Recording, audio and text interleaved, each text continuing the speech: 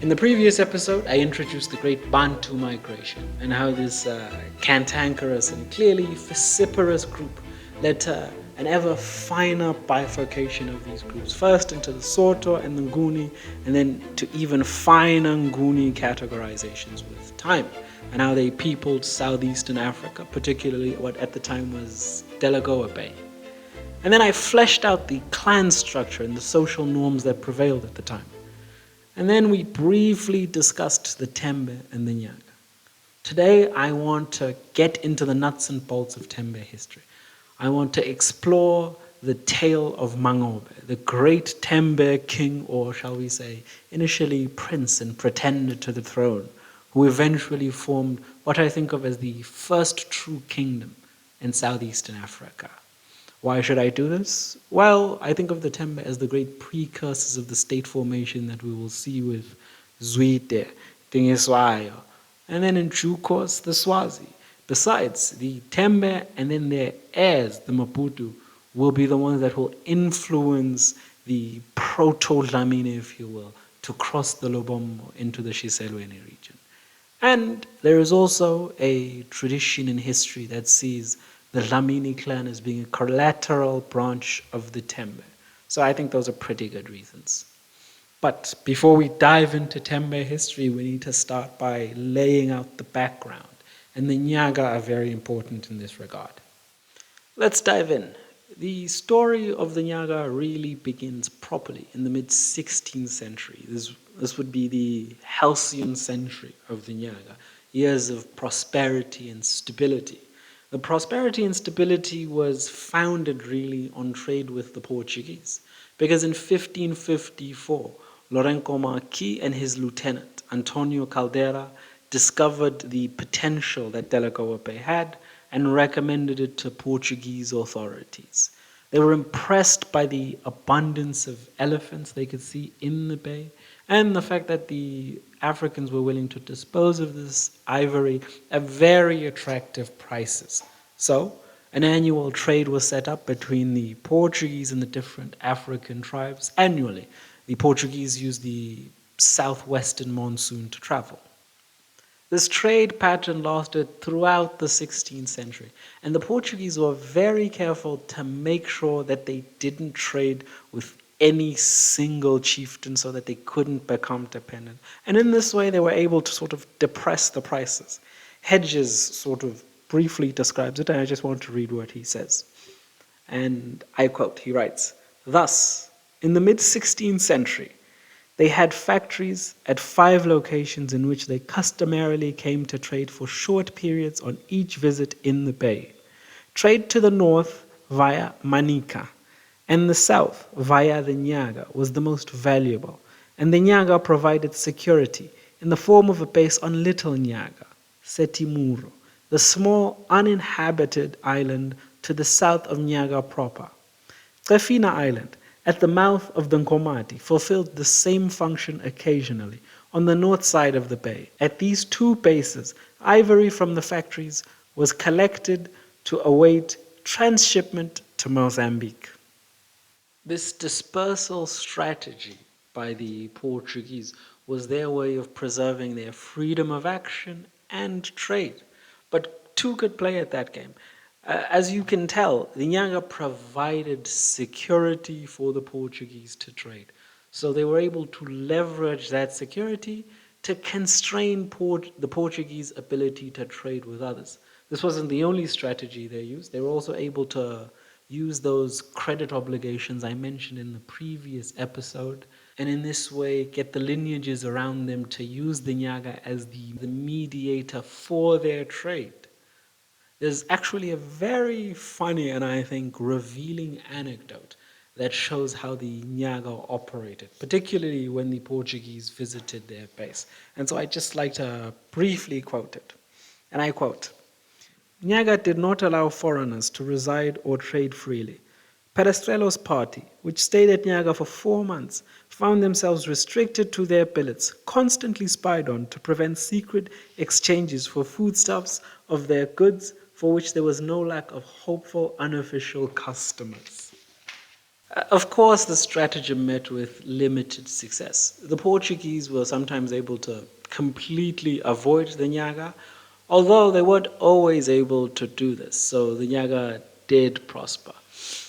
Anyways, that being said, it's important to realize that Nyaga prosperity didn't just depend on trade with the Portuguese.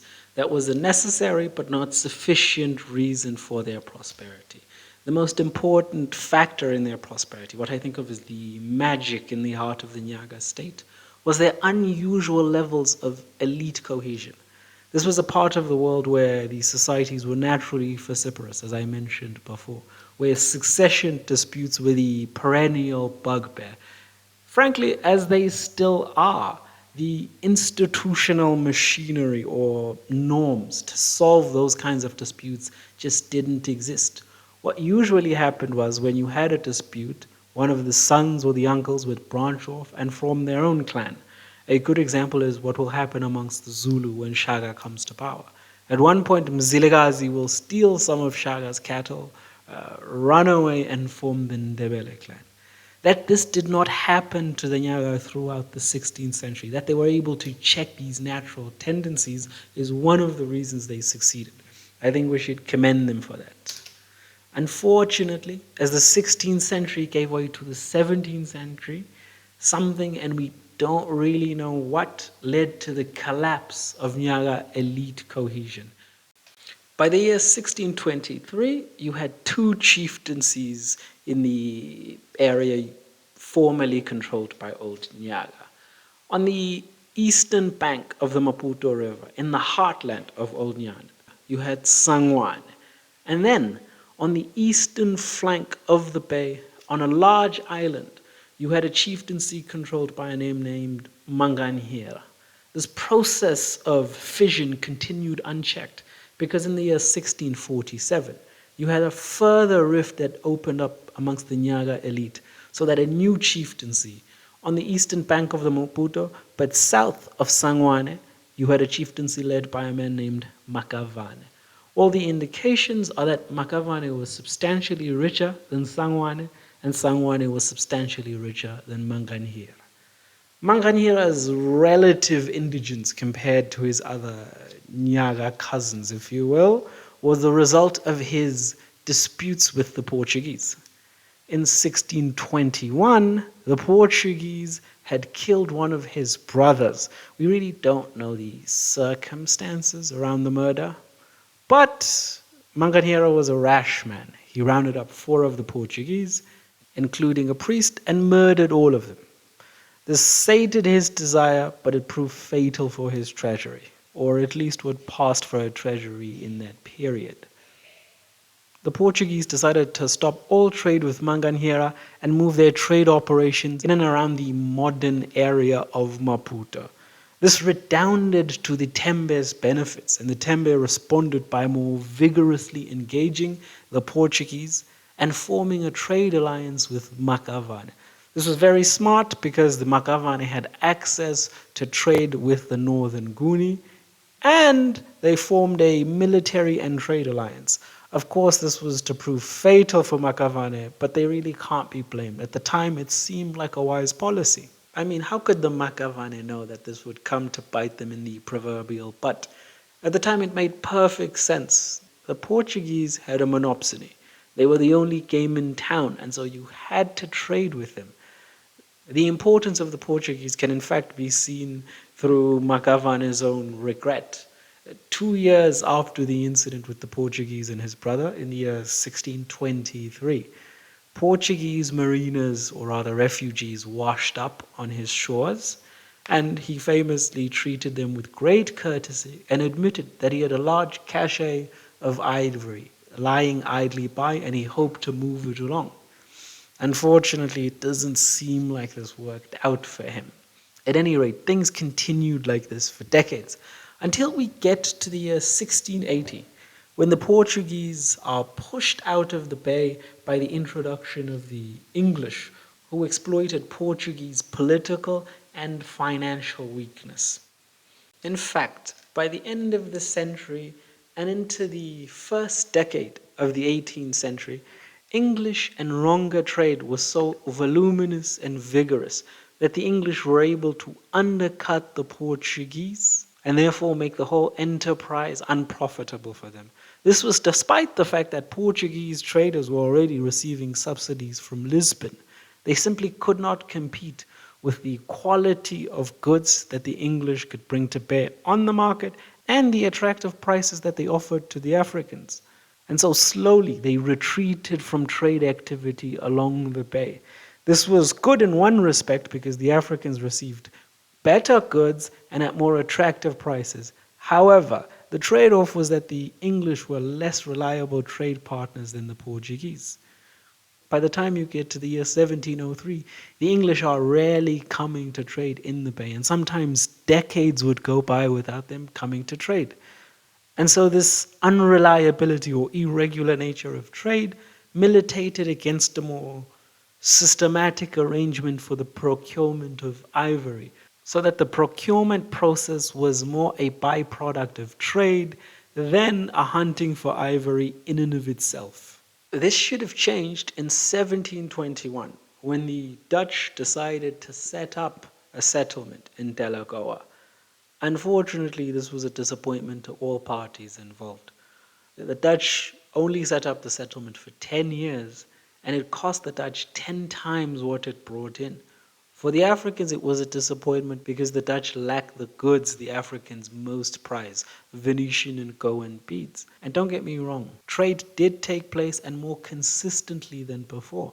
But if we just look at an example of the amount of trade that took place in the 10-year period and average it out and compare it to just a few months of British trading, we can see why this was a disappointment. So there's a lovely illustration where we are told that in the 10 years of Dutch settlement, the highest estimate of the annual totals gives an average of about 5,000 pounds of ivory a year. In 1723, one of those rare years when the British actually decided to show up, the English ship Northampton recorded more than twice the annual Dutch figure in 2 months of trade. Imagine. Because of this, the Dutch attempted to set up a monopoly of trade, but the Ronga chief would just hoard their trade in anticipation for the arrival of the British. Alas, the British rarely arrived. 1723 was just one of those rare exceptions in the post-1703 era. This trade equilibrium where you have European goods coming into the region and the Ronga elite are hooked on those goods, but the trade is irregular in nature and sometimes of poor quality, except again for those rare exceptions when the British arrived, created a very predatory environment where chieftaincies constantly went to war. It was the Hobbesian state of nature, if you will. The reason this war was so endemic and so violent was that there were incentives to trade, but the incentives were not yet strong enough to create the institutional machinery for trade, or rather for the procurement of trade goods. They were still as yet inchoate, although slowly emerging. It was in this context that the Tembe decided to move against the Nyaka. In the previous episode, I briefly mentioned the Tembe and their history. But for the purposes of this episode, I want to start their story really in the 1720s. This is the period when the chieftaincy was ruled over by Mangobe, who was regent for the young heir apparent, Matomato. Mangobe is, of course, the protagonist of our episode, and he would reveal himself to be a deeply ambitious and shrewd man. First signs of this shrewdness and ambition can be seen in 1723, when the Dutch settlement that had been set up in 1721 sent an exploratory force west. This force was encountered by the Khoikhoi and immediately routed. Mangobe reacted by sending out feelers to the Dutch. He wanted firearms in exchange for assisting the Dutch against the Khoikhoi.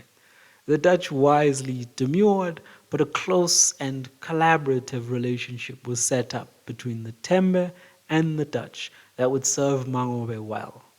2 years later, in 1725, Mangobe crossed the Maputo and invaded Makavani, the wealthiest and most powerful of the Nyaga chieftaincies. Mangobe proved ineluctable in war. The Makavani were defeated, their ivory was seized, their cattle was plundered, and much of their land was annexed. This was the first in a series of spectacular campaigns by the Tembe that would see them extend their sway over large swaths of Delagoa Bay. What's really extraordinary is that they achieved this and prosecuted their campaigns while facing internal strife within the Tembe. In the year 1728, Matomatom, who had clearly learned much from his uncle, Mangobe, seized power and exiled his uncle. Mangobe ended up setting up camp in the rump of what was once the Makavane, where he had clearly set up his own puppet ruler. He bided his time for a more propitious moment. Matomatoma didn't waste any time. He immediately formed alliance with Mfumo in the north against Mfumo's erstwhile overlords, the Makai. The combined forces of Tembe and Mfumo struck into the soft underbelly of the Makai and hit them so hard that they were pushed onto the left bank of the Nkomati River. By October of the same year, the Tembe and the Mfumo warriors had penetrated further north to the village of Masangano, located on the Nkomati itself. This force then turned to attack another chieftaincy. Its leader, Matolo, was forced to flee. After a short period of respite in 1729, the combined forces of Tembe and Mfumo struck even further north, attacking the Mambe. After this sustained period of campaigning, the Tembe forces returned home to bask in their victories, recuperate, and enjoy their share of the spoils. The leaders of the different chieftaincies that had been so ruthlessly and so relentlessly assailed saw an opportunity. And as Hedges puts it, in April 1728, a combined force from Mambe, Matolo, Matege, and Makai marched against and defeated Mfumo, who on this occasion was not aided by troops from Tembe. Nevertheless, Chief Biri of Mfumo took refuge in Tembe land. What happened next is uncertain, but what we do know is that Chief Biri was soon able to return to Mfumo and enjoy a period of peace. The same cannot be said for Matomatom. During this period of incessant campaigning by Matomatom, Mangobe had been quietly trading with the Dutch because he controlled the southern trade routes with the northern Nguni, and he had been preparing his loyalists for war. In late 1729, Mangobe used Makavane land as the launchpad for a series of successive blows against Matomatom. And even though Matomatoma had the more battle-hardened troops, Mangobe's tactics and strategy must have been superior. He attacked Matomatom at a time when his ally had just been defeated, and Matomatom could not be sure that by turning his forces against Mangobe, he was not exposing his vulnerable rear to the allies that had moved against Chief Biri. By November 1731, he had been defeated and fled into exile in Mfumo. Mangobe quickly consolidated his hold over Tembeland. His successes would be crowned in 1746 when Matomatom was finally dispatched. It's very interesting to me that Mangobe was able to reclaim his throne the same year that the Dutch settlement finally failed. It would be over 2 centuries before European traders really returned to the bay and started trading consistently again.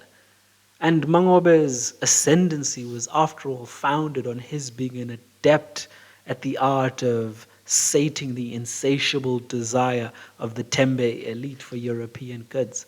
So it was striking to me that he was able to establish stability and relative prosperity. And so I wondered, how did he do it?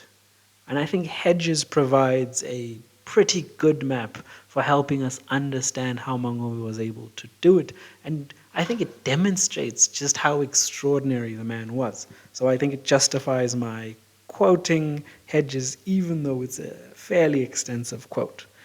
He writes, and I quote, When Ikhosi MABUDU-TEMBE had consolidated his authority in the lowlands between the Imbeluzi and the Maputo, he established his main capital near the present-day village of Mathebula, next to the forest where his remains lie in the royal cemetery, in the southern part of the province known as Matutuane. Though the exact location of the previous Tembe capital is not known, it appears that Mangobe was the first to make his so far south. This site of Mathebula offered several advantages. Its immediate area was naturally protected, with Lake Majene to the south, the Pembedwene River to the west, the Maputo in the east, and during a substantial period of the year, hazardous marshes in many directions. Secondly, the hinterland of Mathebula to the south and east of Maputo was a more attractive area than northern Tembeland, Katembe, for elephant hunting on the one hand and cattle ranging on the other. The favorable fertility of Maputo River soils was an additional advantage. Thirdly, the capital was within 20 kilometers of the junction to the southwest of the great Usutu and Pongola rivers, where they formed the Maputo. From his capital, the Tembe chief could control all means of passage to the south along the eastern face of the Ubombo Mountains into northern Guniland, as long as the further bank of the Maputo was in favorable hands. Similarly, control of access to the west via the Usutu Gap into what is now southern Swaziland was also possible from the capital. So there you have it. My model of Mangobe's consolidation of power is that the man basically lived in a fortified Garden of Eden with the added advantage of a Silk Road running through it. It's amazing. There is another element to his power that, again, I will appeal to Hedges for this. Mangobe further ensured his control of the lowlands, including the right bank of the Maputo, by placing of his sons, by his chief wife, Michidishwate. Again, it's entirely likely, in fact probable, that I'm butchering these names, so forgive me. By his chief wife, Michidishwate, Mangobe had 3 sons, each of whom took responsibility for a major province of Tembeland. Ngupo was given the northern province bordering the shores of Delagoa Bay. Mbanyela ruled Ematutuane, near the capital, while Maputo was appointed to the area south and east of the river, in which later custom gave his name. A 4th son, Ndumu, was given the area near the confluence of the Pongola and the great Usutfu River. There we have it, a kind of pseudo-feudalism. I'm going to end it here for today, and in the next episode I will continue the story. I'll introduce the first Dlamini character, Dlamini III, and I will also briefly describe the career of Maputo, the youngest son of Mangobe. I think it's a really interesting story because I see Mangobe as really being similar to Philip of Macedon and Maputo being Alexander the Great. The son takes the mantle from the father and goes a little further. But I will then pivot from the Tembe to the Dlamini.